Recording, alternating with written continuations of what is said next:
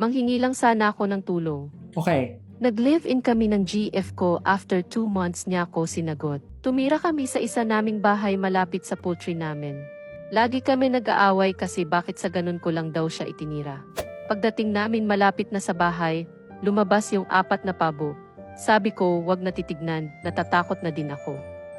Diretso lang ang lakad. Very scary. Pagtapat namin bumuka yung buntot tapos tumakbo na kami. Akala ko kasi ako siya, paglingon ko, nakikipag-away siya sa mga pabo tapos tumakbo na siya palayo. Okay, girl. Iniwan niya sinelas niya sa pabo. Huh? 3 days na di pa bumabalik. Nagsusorry ako. Di na makontak. Bakaway niya lang yun para layasan ako kasi pangit tirahan namin. Abo? Pangit buhay namin. Yung pabo ba dito, metaphor for something?